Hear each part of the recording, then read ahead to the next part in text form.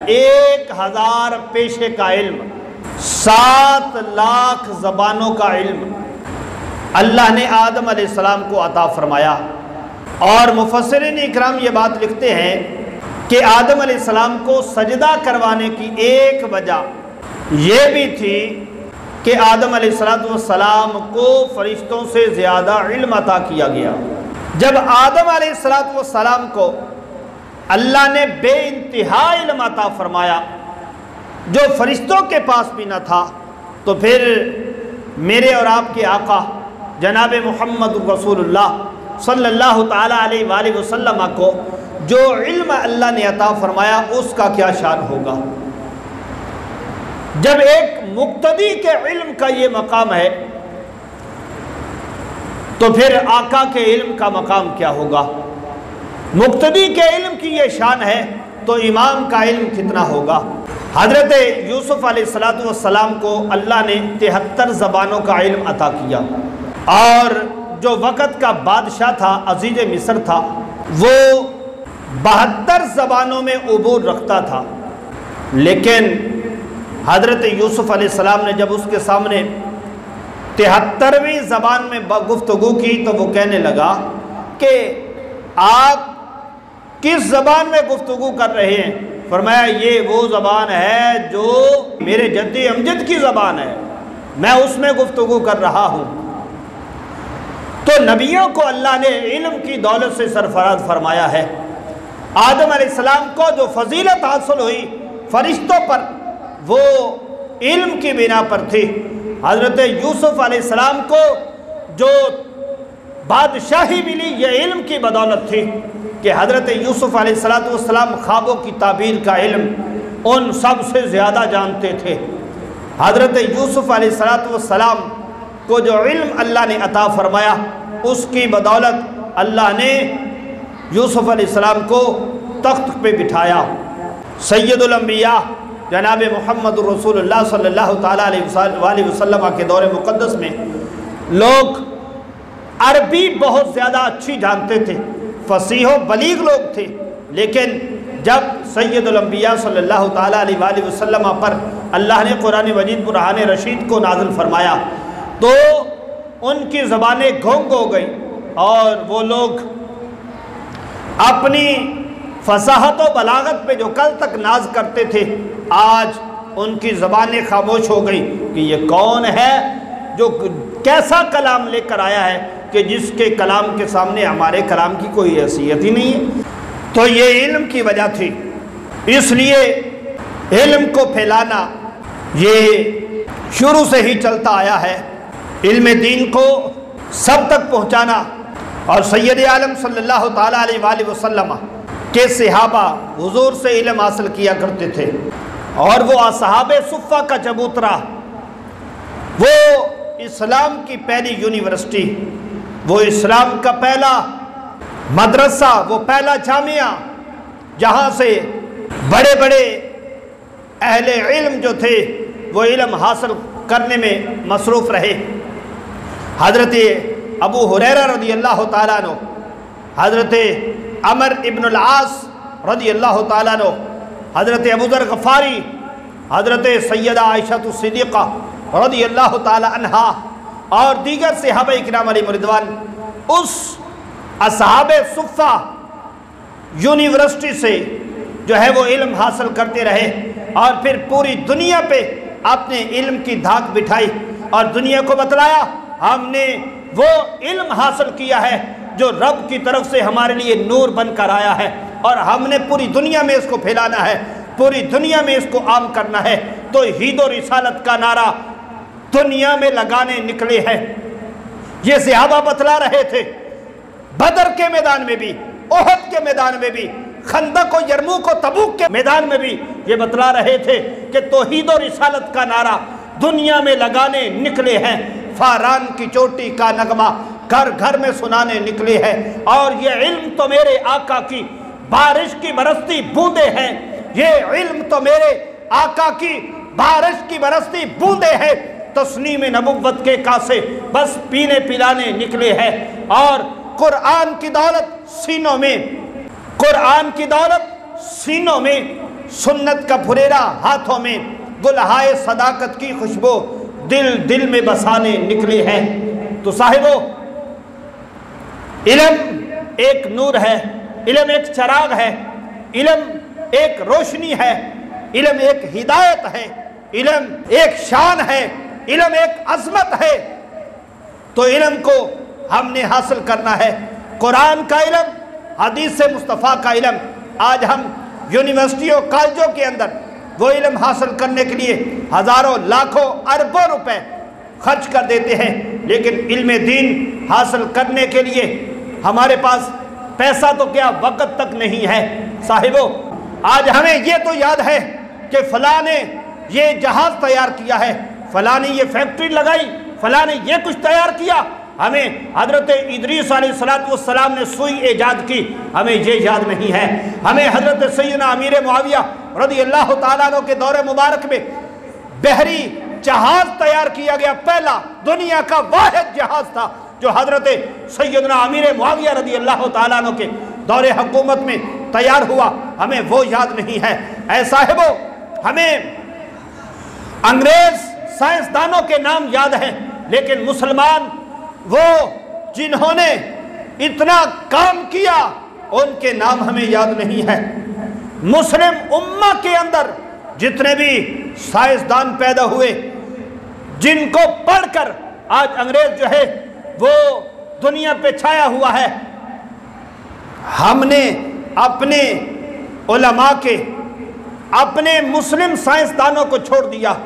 اے صاحبو، ہم نے مسلم یونیورسٹیوں کو چھوڑا اور ہم نے انگریز کی یونیورسٹیوں کو اپنایا، اور کل تک جب تک انگریز کا کوئی مدرسہ ہندوستان کی سرزمین پہ نہ تھا اس وقت تک انگریز کو کوئی نہ جانتا تھا، لیکن اس سے پہلے جتنے بھی تھے وہ سارے کے سارے مسلمان لوگ تھے جو علم حاصل کر رہے تھے۔ نبی اکرم صلی اللہ تعالیٰ علیہ وآلہ وسلم کے غلاموں، جب جنگ بدر ہوئی، صحابہ اکرام علیہ رضوان نے بدر کے مقام کو فتح کیا اور 313 نے 1000 کے لشکر کو شکست دی۔ اس وقت رب ذوالجلال کے پیارے محبوب کے غلاموں نے جب ان کو قید کر کے کافروں کو اپنے پاس لے کر آئے مدینہ شریف میں، تو اس وقت کہنے لگے اب کیا کیا جائے، یہ جو قیدی ہے ان کو کیا کیا جائے؟ تو کہنے لگے، کسی نے کہا کہ ہمیں دے دیجئے، جس کا رشتہ دار ہے چن چن کے اس کی گردن اتارتے ہیں۔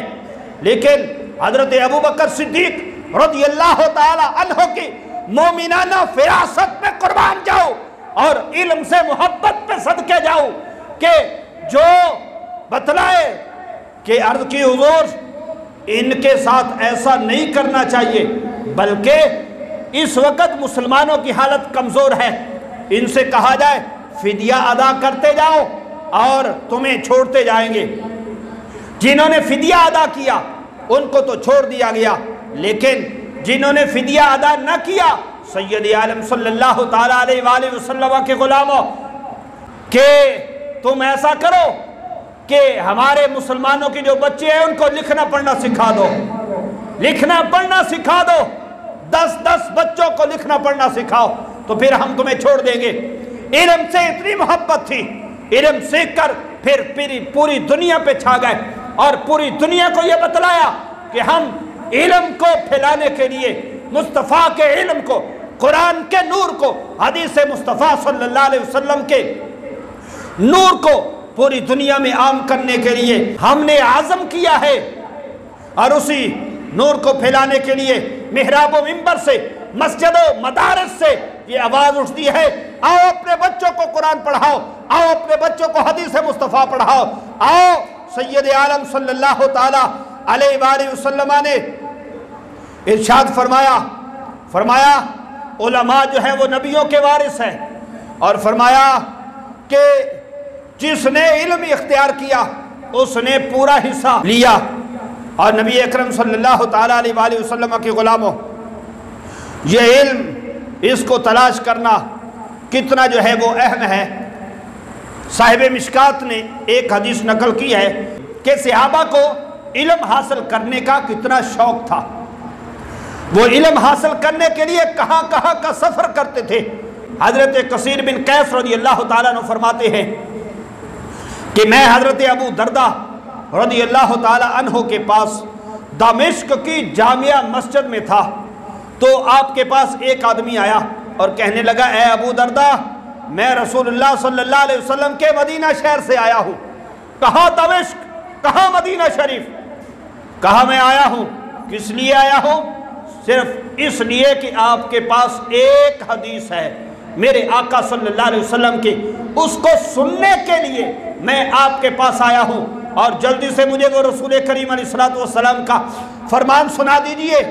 آج جمعۃ المبارک کے خطبے کے اندر اتنی احادیث پڑھ کے سنائی جاتی ہے اور کثیر تعداد میں آیات بینات پڑھی جاتی ہیں، لیکن ہم جمعہ کی نماز کے لیے اس وقت آتے ہیں کہ جب خطبہ شروع ہو رہا ہوتا ہے، اس وقت مساجد کا رخ کیا جاتا ہے، لیکن حضرت ابو دردہ رضی اللہ تعالیٰ عنہ کے پاس جو شخص آیا، اس نے کیا کہا کہ میں مدینے سے چل کے آیا ہوں دمشق میں، کس لیے کہ ایک رسول اللہ کا فرمان سننے کے لیے۔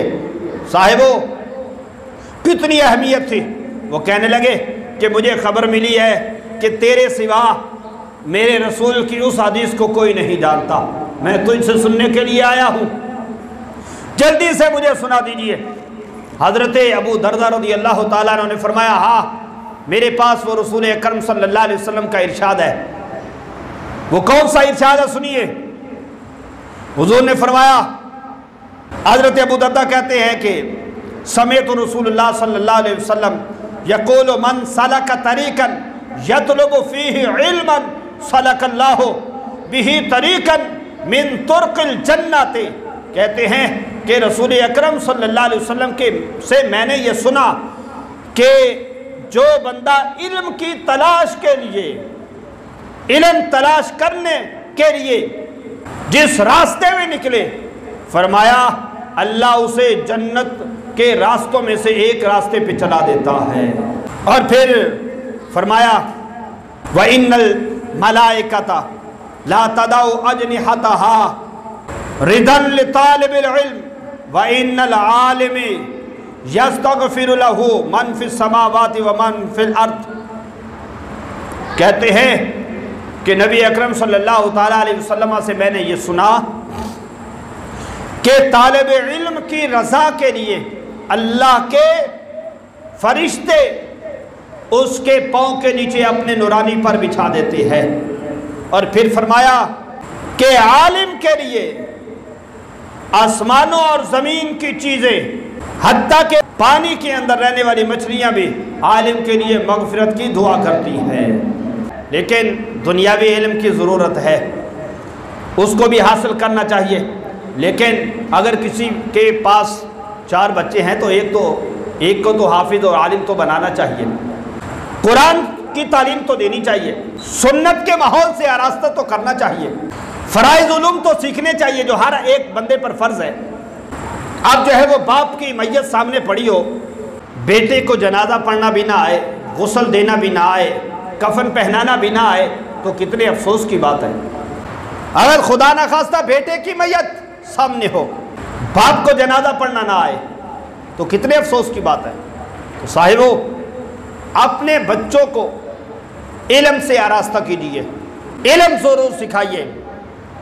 یہ علم ہے کہ جس کی وجہ سے انسان کو قد و قامت ملی ہے، اس علم کی برکت سے انسان جو ہے وہ اتنے مقام کو پہنچا۔ دنیاوی علم ضرورت ہے، لیکن جو لازمی علم ہے، صاحبو نماز کے مسائل کا علم ہونا بھی ضروری ہے۔ نماز کے مسائل کا پتہ ہونا، نماز ٹوٹے گی کیسے، نماز میں پڑھنا کیا ہے، کرنا کیا ہے، نماز کی سنتیں کیا ہیں، کون سا رکن رہ گیا تو سجدہ سہو سے پورا ہوگا، کون سا رکن رہ گیا تو سجدہ سہو سے پورا نہ ہوگا، نماز دوبارہ پڑھنی پڑے گی، کون سا وقت ہے نماز پڑھنے کا، کون سا وقت نہیں ہے، کن اوقات میں نوافل پڑھے جاتے ہیں، کن میں نہیں پڑھے جاتے، سفر کی نماز کیسے پڑھنی ہے، عام نماز کیسے پڑھنی ہے، سفر کا تعین کیا ہے۔ حضور علیہ الصلوۃ والسلام نے ارشاد فرمایا جب قیامت کا دن ہوگا تو جنت کے پاس 4 جماعتوں کو بغیر حساب و کتاب کے لایا جائے گا. کہا جائے گا تمہارا حساب کتاب نہیں ہے، تم بغیر حساب کے جنت میں داخل ہو جاؤ. وہ 4 جماعتیں کون سی ہوگی؟ ان میں پہلے نمبر پہ اس عالم کو بغیر حساب کے لایا جائے گا کہ جس نے اپنے علم پر عمل کیا ہوگا. دوسرا شخص اس حاجی کو لایا جائے گا جس نے بغیر کسی عمل فاسد کے حج کیا ہوگا. تیسرے نمبر پہ اس شہید کو لایا جائے گا جو میدان جنگ میں شہید کیا گیا. اور چوتھا اس سخی کو بھی لایا جائے گا جس نے حلال مال کمایا اور اس کو اللہ کے راستے میں بغیر ریاکاری کے خرچ کر دیا. اور نبی کریم صلی اللہ علیہ وسلم نے فرمایا دنیا 4 چیزوں سے مضبوط ہے. وہ 4 چیزیں کون سی ہے؟ فرمایا علماء کا علم ہے جو دنیا کو مضبوط رکھتی ہے. دوسری بات عادل بادشاہوں کا عدل ہے جس کی وجہ سے دنیا مضبوط ہے. تیسری بات سخیوں کی سخاوت سے دنیا مضبوط ہے اور فقیروں کی دعاؤں سے دنیا مضبوط ہے.